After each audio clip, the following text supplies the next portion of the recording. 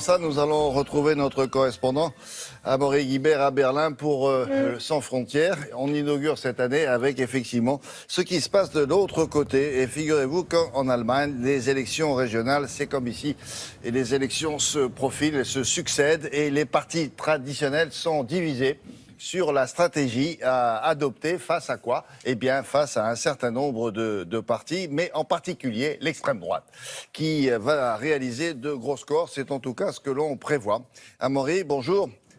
Comment réagissent les partis politiques, bonjour, je dirais, traditionnels face à cette poussée que l'on appelle une poussée populiste?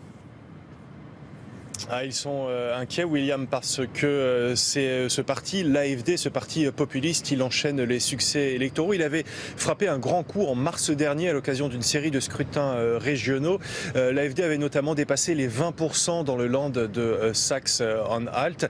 Et ce parti est en train de s'installer. Vous l'avez dit, il y a des élections à venir. Ce dimanche, le 4 septembre, on va voter dans le land de Mecklembourg-Poméranie. On va regarder ça avec attention parce que c'est là-bas que se trouve la circonscription d'Angela Merkel. Et puis le 18 septembre, c'est Berlin qui va voter pour choisir son nouveau maire. Et dans les sondages, l'AfD est pour le moment crédité de scores importants de 15 à 20%. Et toute la question donc pour les partis traditionnels est de savoir comment contrer cette poussée populiste. Et là, il y a deux stratégies très différentes qui s'affrontent. Certains politiques pensent qu'il faut attaquer très durement ce parti populiste et ses électeurs, alors que d'autres pensent au contraire que cette stratégie agressive est en fait contre-productive.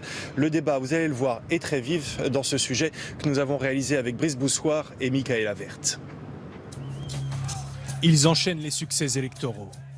Les populistes de l'AfD n'existaient pas il y a 3 ans. Ils sont aujourd'hui la troisième force politique d'Allemagne. Pour les partis traditionnels, la menace grandit. Mais quelle stratégie adopter? Ils sont profondément divisés sur la question. Le plus offensif, c'est Sigmar Gabriel, le chef du centre-gauche. Dans une tribune remarquée, il a comparé les populistes à des loups déguisés en agneaux, dont le discours lui rappelle ce que disait son propre père, un nazi. Pour Angela Merkel, ce genre de déclaration est contre-productif. La chancelière a fixé la ligne. Il ne faut pas diaboliser les électeurs d'extrême droite. Nous avons assez de bons arguments pour discuter avec d'autres opinions, même celles de l'AfD, sans avoir l'écume à la bouche. Mais face à la pression des populistes, les élus de droite ont du mal à fixer la ligne. Et leurs électeurs commencent à douter, comme ici, lors d'une réunion dans la Saxe. Je vote pour la CDU depuis 1990, mais ces derniers temps, je me pose la question, est-ce que c'est toujours mon parti ? Les populistes ont su capter ces électeurs de droite qui ne se reconnaissent plus dans la politique très centriste d'Angela Merkel. Une partie de la CDU veut donc renouer avec des valeurs plus conservatrices, se réapproprier des thèmes longtemps mis sous le tapis, comme le patriotisme.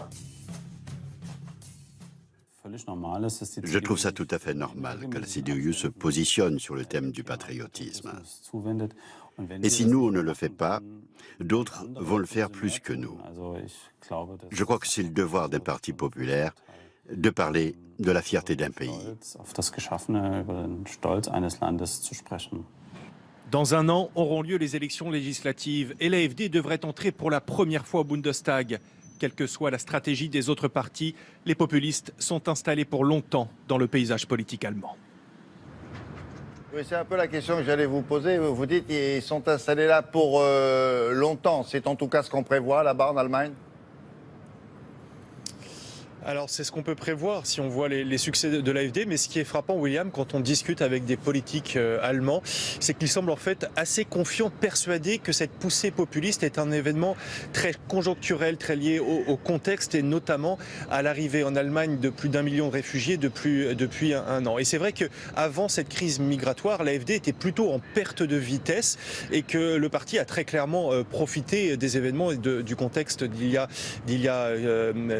ces derniers mois. Alors après, toute la question est de savoir si ça va durer. Il y a des éléments qui laissent penser que non, notamment quand on regarde les sondages d'opinion, parce que les thèmes de l'immigration, le thème des réfugiés est en train de passer un peu au deuxième plan, supplanté par des thèmes comme la sécurité et la menace terroriste. Et ça, ce sont des thèmes qui favorisent plutôt les partis de gouvernement et notamment la CDU d'Angela Merkel. Mais attention, parce que l'AfD multiplie les succès au niveau local, c'est-à-dire qu'il est en train de s'ancrer sur le terrain au niveau local. Il a des députés dans les parlements parlements régionaux qui vont siéger pour les 5 prochaines années.